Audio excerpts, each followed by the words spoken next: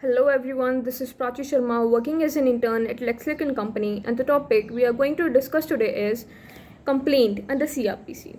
So in this video we are going to discuss the following aspects, which is what is complaint, the essentials of it, and how can a complaint may be made. So let's just move further and start with what is complaint. In normal words, it can be said as a grievance, but in the legal definition of it, it is contained that under section 2D of CRPC, a complaint can be made orally or in writing to a magistrate with a view to take action under this code that a person, whether known or unknown, has committed an offence, but it does not include a police report. A report made by a police officer in a case which discloses after investigation the commission of a non-cognizable offence shall be deemed to be a complaint. The police officer by whom such report is made shall be deemed to be a complainant. So let's just move further and talk about what are the essentials of it.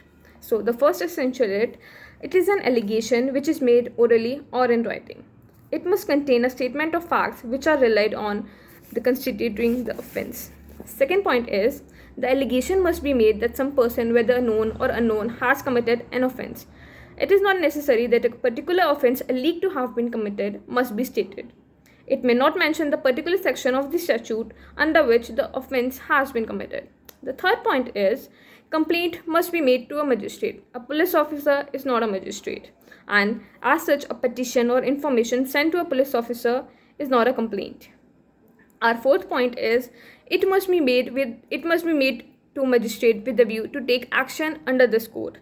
A mere statement to a magistrate by way of information without any intention of asking him to take action under this code cannot be held as a complaint. And the last point is it is not necessary that a complaint should be made by the aggrieved person.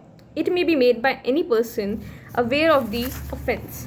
So guys, it is to be noted that a complaint is constituted of the allegations of the fact relating to the commission of an offence. Allegations which do not amount to an offence would not be held as a complaint. These lines were stated by Supreme Court in Chabilal Gorang versus Krishna. So a complaint can also be sent by a post or a telegram. So let's just discuss about what is the form of complaint and in which form it should be made.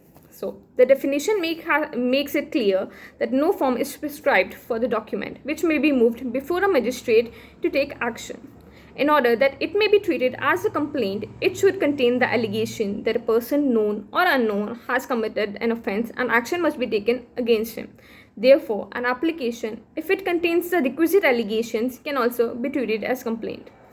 So, before action can be taken by a magistrate on a complaint, the two conditions must be satisfied. First condition is he must be a magistrate empowered to take cognizance of the offence on complaint under section 190 subsection 1 and subsection A.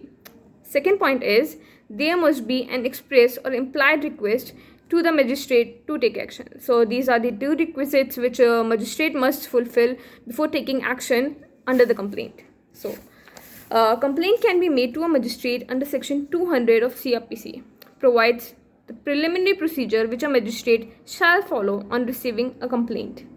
Under this section, it is obligatory to examine the complainant and the witness, and the summary dismissal without examining them is not illegal. So, examination of complainant is contained under section 200. A magistrate taking cognizance of an offence on complaint shall examine upon oath the complainant and the witness present, if any, and the substance of such examination shall be reduced into writing and shall be signed by the complainant and the witness and also by the magistrate. So let's just move further and discuss about in Rajendra Singh versus State of Bihar, the court acquitted the accused on the ground that it had no jurisdiction to take cognizance of the complaint. It was held that the order of acquittal was illegal because the court ought to have returned the complaint for presentation to the proper court instead of acquitting the accused. So, let's just take further few examples that the essential nature or character of a complaint being that it is merely an allegation and not an order or a direction. Where a complaint is made under section 340, it need not incorporate any order of the court making the complaint. So guys, let's just move further and discuss about complaint must contain facts constituting an offence. A complaint must contain a statement of facts relied on as constituting the offence in ordinary and in concise language. with as much certainty as the nature of the case will admit. A complaint in which no facts are set out but the words of the section of the statute are literally copied is a colorable compliance with the requirements of the statute. Therefore, allegation must disclose that the offence has been committed by some known or an unknown person. So, let's take few examples of what can be held as a complaint. So, the few examples are the petition of a complainant who, having once previously withdrawn his case, again prays to be allowed to prosecute the same, can be held as a complaint. Another example is oral allegations that an offence had been committed along with a written application to have his witness summoned can also be held as a complaint. Third example is the report of an excise sub-inspector can also be held as a complaint. A letter to a magistrate stating that a certain person used insulting language towards him and therefore asking him to take action can also be held as a complaint. A complaint made to a police is also included or is already included in it. A letter from a civil court, made to a police officer containing allegations charging the accused with a crime can be held as a complaint. And an application to the magistrate to have the police investigation expedited can be held as complaint. Sending a copy of report by sub-inspector of police to the subdivisional magistrate merely for the sake of his information and not with a view to his taking action upon the report or cognizance under section 190 of CRPC could not be held as complaint, guys. An application under section 125 for grant of maintenance can also be held as a complaint. So, let's just discuss about the postponement of the issue of process by the magistrate, which is contained in section 202.